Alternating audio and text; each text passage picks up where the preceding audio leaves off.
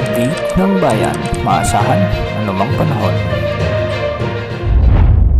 Magandang araw po sa ating lahat. Narito na ang pinakaling update sa magiging lagay ng ating panahon sa araw na ito at sa mga susunod na araw. Sa kasalukuyan ay patuloy nating nararanasan ang maulap na kalangitan na may mga kalat-kalat na pagulan sa maraming lugar sa ating bansa dulot ng iba't ibang weather systems na nakakaapekto sa ating bansa. Unahin natin ang shear line na kung saan magdadala ito ng maulap na papawirin na may mga kalat-kalat na pagulan at kalat-kalat na pagkidlat pagkulog sa buong Bicol region kasama na ang Quezon Province, Laguna, Batangas, Oriental Mindoro, sa may Occidental Mindoro, Marinduque at Romblon. Pinag-iingat natin ang ating mga kababayan dito sa banta ng mga biglang pagbaha o pagguho ng lupa, lalo na kung may mga umiiral na katamtaman hanggang sa minsan ay malalakas na pagulan. Samantala, asahan naman ang maulap na kalangitan na may mga mahihinang pagulan sa Metro Manila, nalalabing bahagi ng Calabarzon at sa may Aurora, dulot ito ng umiiral na amihan o northeast monsoon. Sa buong Visayas, buong Mindanao kasama na ang Palawan,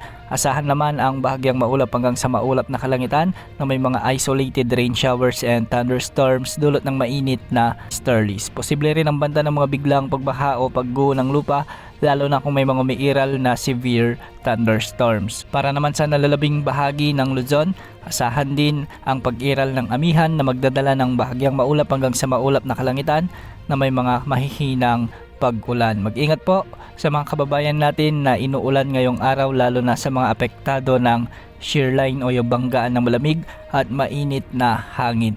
Para sa lagay ng mga pag-alon sa ating mga karagatan, medyo matataas sa mga pag-alon ang inaasahan sa mga karagatang sakop ng northern at western sections ng Northern Luzon dahil posibleng umabot ang mga pag-alon mula 2.1 hanggang 4 meters. Samantala sa nalalabing baybayin ng Luzon, posibleng umabot ang mga pag-alon hanggang 2.5 meters kasama na ang eastern sections ng Visayas. Sa nalalabing baybayin ng bansa, posible rin ang mga pag-alon hanggang 2.1 meters. Sa kasalukuyan, wala tayong minomonitor na low pressure area o LPA o potential na bagyo na posibleng pumasok sa ating area of responsibility sa susunod na 2 hanggang 3 araw. Ngunit kung pagbabasahin natin ang guidance model gaya ng GFS, ay may ipinapakita itong pamumuo ng sama ng panahon, posibleng LPA o bagyo na inaasahang papasok sa ating area of responsibility ngayong linggo o sa araw ng Huwebes. Nakikitang lalapit ito sa silangang bahagi ng Mindanao o silangang bahagi ng Visayas bago ito mag-recurve ng pahilagang